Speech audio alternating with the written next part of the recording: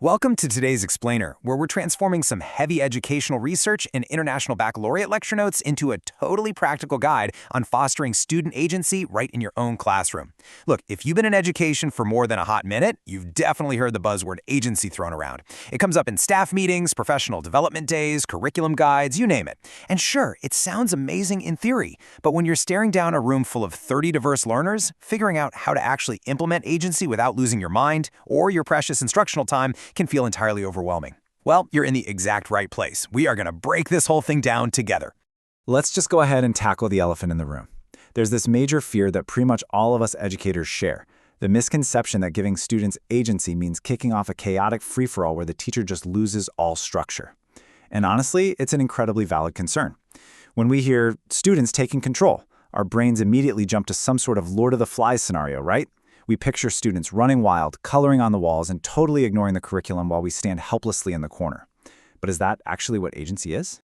Not at all. Educational thinker John Spencer absolutely hits the nail on the head here. He points out that agency and compliance still have a role because students can actually feel completely overwhelmed when things are too loose. True agency is definitely not about abandoning ship. It actually requires guided structure, crystal clear expectations, and immense teacher support to keep students from feeling adrift. Think about it. If you give a student total freedom without the right scaffolding, it just leads to massive cognitive overload. They freeze up.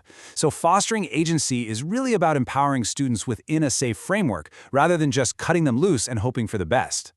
Okay, let's quickly run through our roadmap for this explainer. 1. Defining true student agency. 2. Agency in the IB framework. 3. Strategies for elementary school. 4. Strategies for middle school. 5. Strategies for high school. And finally, 6. Cultivating a co-agency culture. All right, diving right into Section 1, defining true student agency, the what and why. Before we can build agency, we really have to get clear on what it actually means in an educational setting. So Albert Bandura, a really big name in social cognitive theory, gives us a fantastic anchor for this concept. According to him, agency isn't just some lucky personality trait that a student is either born with or simply lacks. It's actually a dynamic, reciprocal interaction with the learning environment itself. Think of it like a two-way street. The student acts upon the environment, and the environment responds and shapes the student right back. It's all about individuals actively shaping their own learning by navigating personal, behavioral, and environmental factors every single day in your classroom.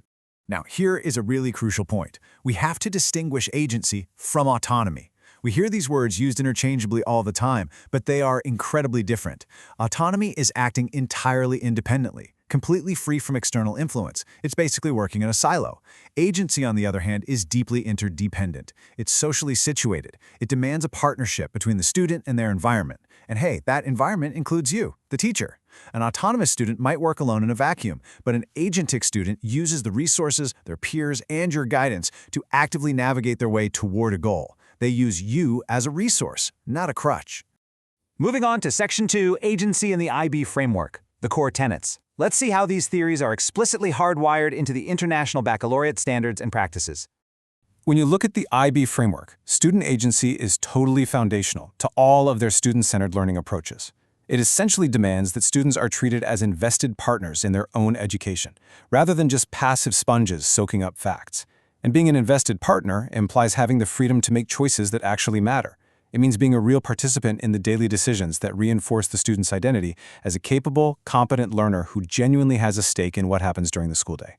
Within the IB framework, the real magic happens when we combine these core elements into what we can kind of think of as the agency trinity. First up, voice. This is actively allowing students to express ideas, formulate their own opinions, and practice self-advocacy in a truly inclusive space. Next, we add choice.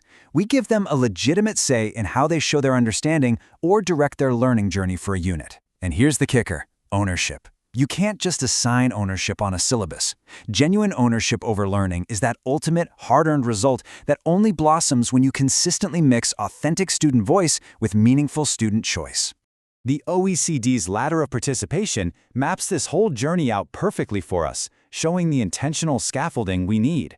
Our goal as educators is to walk students step by step up this ladder.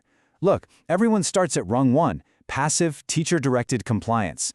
From there, we invite them to rung 2, simply expressing their preferences in low-stakes situations.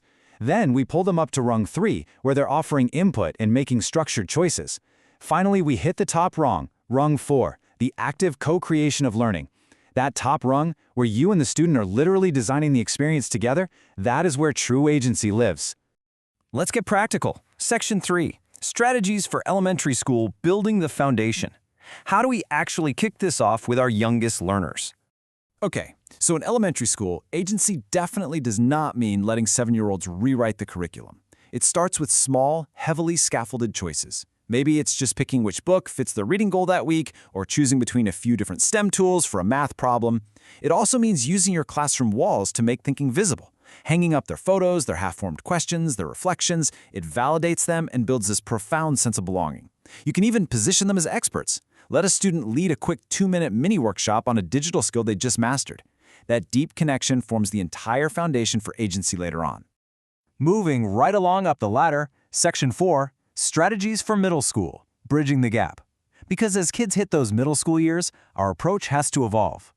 Now, our sources highlight a wild and honestly troubling trend that we really need to sit with for a second.